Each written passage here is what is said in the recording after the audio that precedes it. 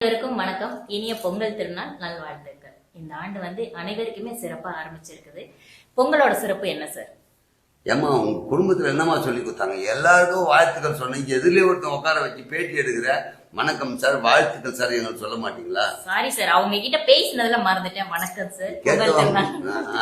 கேட்டு வாங்க வேண்டியதா இருக்கு. என் நிலைமைய பாத்தீங்களா? Okay, right. எடுத்த உடனே இவங்க என்னன்னா எந்த கேள்விக்குமே இடம் கிடையாது. வளவலன்னு நான் பேசுவேன்னு தெரிஞ்சுதான் பொங்கலுடைய சிறப்பு என்ன சார் ஒரே வாரத்தில் கேட்டாங்க. அதுக்கு என்னன்னா, பொங்கலுடைய சிறப்பு இவ்வளோ வளர்ந்துருக்கே, நீ இவ்வளோ வருஷமா எல்லாரும் சொல்லியிருப்பாங்களே, இதெல்லாம் உங்களுக்கு தெரியாதானே? ஒரு வாரத்தில் நானும் முடிக்கலாம். ஆனால் அது அழகு இல்லை. நம்ம பெரிய பெரிய ஆட்கள், அதாவது தமிழ் பாரம்பரியம் பற்றி, கலாச்சாரத்தை பற்றி ஒன்றிய விஷயம்தான் இந்த பொங்கல் அப்படின்னு நிறைய விஷயங்கள் சொல்லியிருப்பாங்க. என்ன அறிவுக்கு எட்டியபடி அவங்க சொன்னதை தாண்டி ஒரு விஷயம் நம்ம யோசித்து பார்த்தோம்னா என்னன்னா, பொங்கல்ன்றது ஒரு தமிழருடைய திருநாள் அப்படின்னு நம்ம சொன்னாலும் கூட பொங்கல்ல நிறைய விஷயங்கள் உள்ள புகுத்தி இருக்கிறதா நான் நினைக்கிறேன்.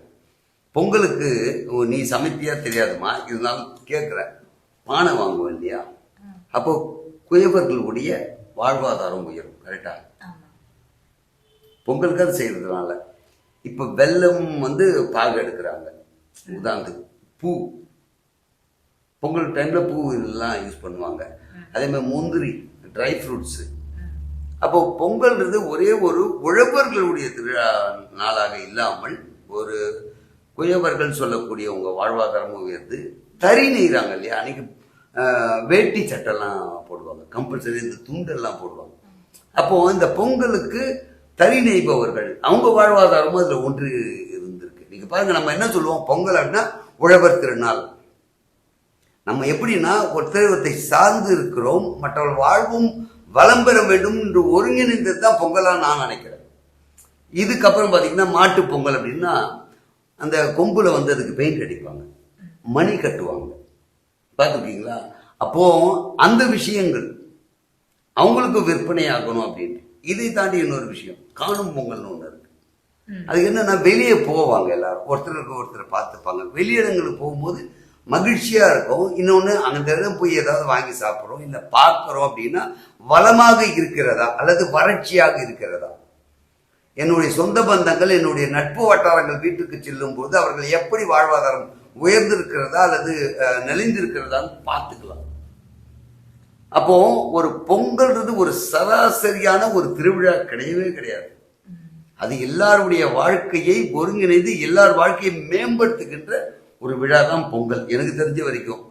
ஸோ நான் ரொம்ப லென்த்தாக சொல்கிறேன், நினைக்காதீங்க, இது உண்மை. நீங்கள் சிரிக்கிறத பார்த்தா பொங்கல்னு ஒன்று கேட்டேன் அதுக்காக என்னென்னமோ சொல்லமா. உண்மையிலே பாரு, நம்ம உழவர் திருநாள் மட்டும்தான் திருப்பி திருப்பி சொல்லுவோம்.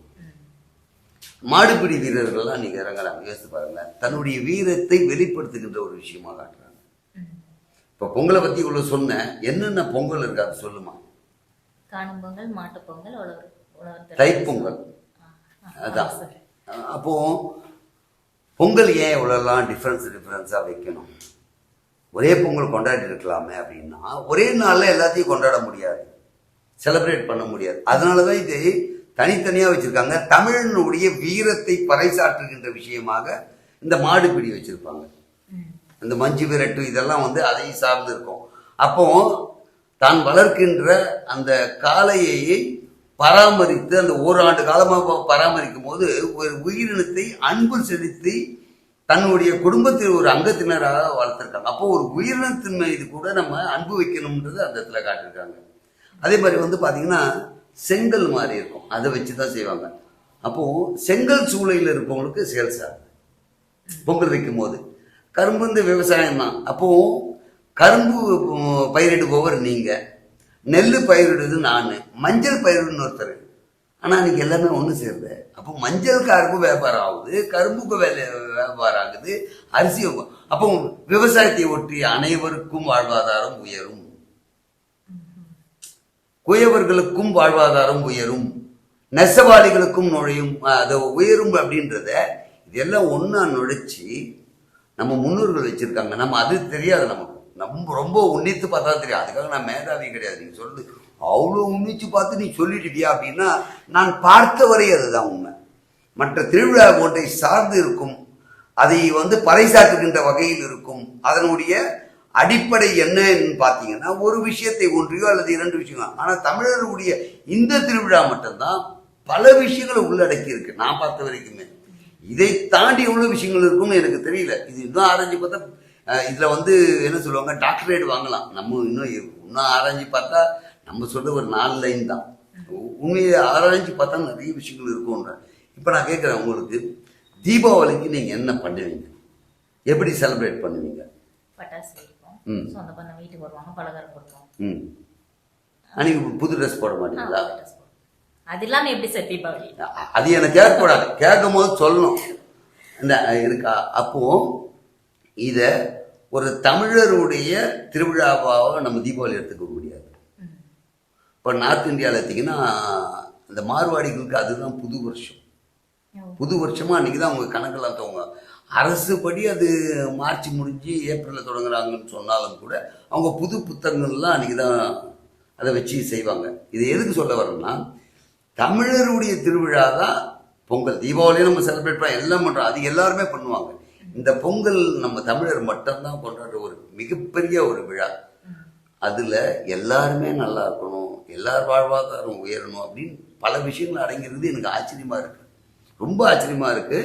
ஏன்னா ஒரு விழாக்குள்ளே இவ்வளவு அடக்க முடியுமா? அன்னைக்கு சூரிய பகவானை வணங்குவோம், சூரிய பகவானை வணங்குவோம். நமக்காக உழைத்த அந்த பசுக்களையும் காளைகளுக்கும் அதுக்கு செய்ய வேண்டியதெல்லாம் அந்த மஞ்சள் தடவி அதுக்கு கழுத்தில் அந்த மணி போட்டு அலங்கரித்து அன்னைக்கு பழங்கள்லாம் கொடுத்து.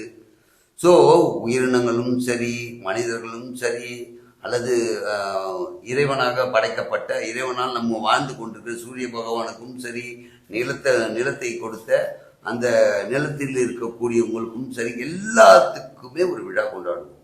இதுதான் பொங்கல்னு நான் 1.5 பக்கத்துக்கு எழுதி 10 மார்க் 20 மார்க் வாங்கியிருக்கேன். அப்போவே உங்களுக்கு ஒரு நம்பிக்கை இல்லை, இவ்வளோலாம் அந்த காலத்துல உங்களுக்கு அறிவு வேலை செஞ்சிருக்கேன்னா அப்போ இந்த அளவுக்கு எழுதல, என்ன புக்கில் இருந்ததோ எழுதினேன்.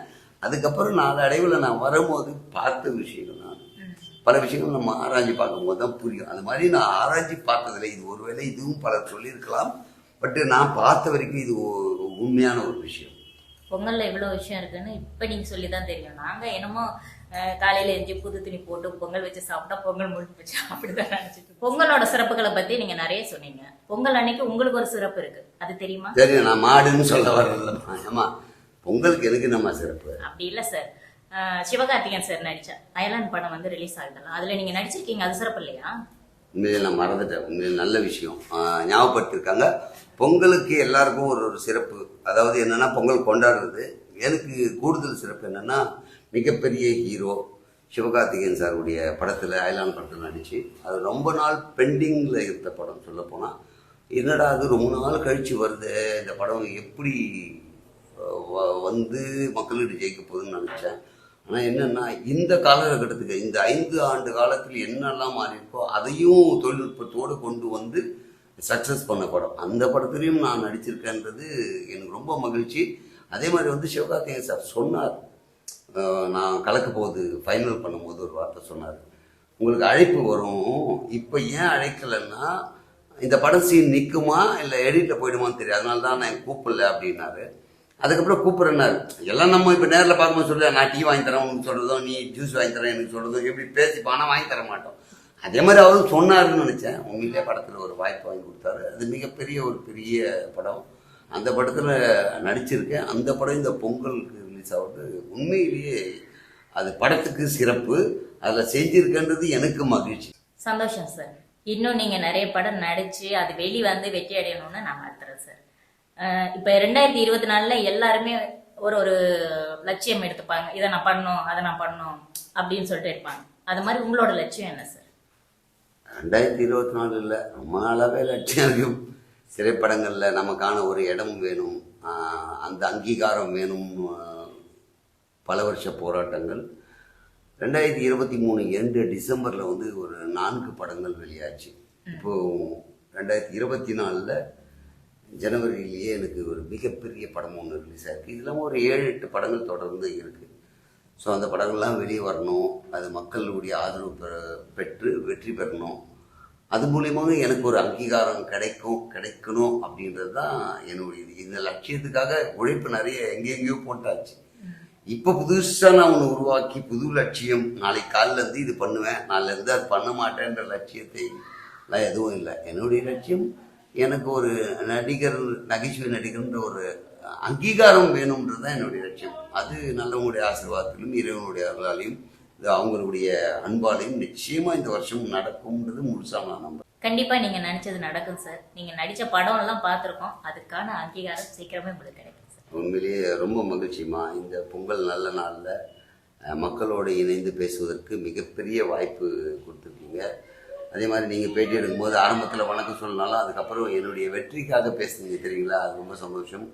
இந்த 24 நிறைய பேருடைய வாழ்க்கையில் இன்னல்கள் எல்லாம் நீங்கி நலமாகவும் வளமாகவும் வாழ எல்லாம் வல்ல இறைவன் நமக்கு துணையாக நிற்பாங்கன்ற நம்பிக்கையோட நம்முடைய அன்றாட வேலைகள், நம்முடைய உழைப்பு, நம்முடைய குறிக்கோளை நோக்கி ஒவ்வொரு நாளும் நகர்ந்தால் நிச்சயமாக வெற்றி கிடைக்கும்ன்றது நான் சொல்லலை, மிகப்பெரிய மனிதர்கள்லாம் சொன்னது. ஸோ அதை நோக்கி பயணிப்போம், நிச்சயமாக வெற்றி பெறுவோம். உங்கள் அனைவருக்கும் இனிய பொங்கல் நல்வாழ்த்துக்கள். நன்றி.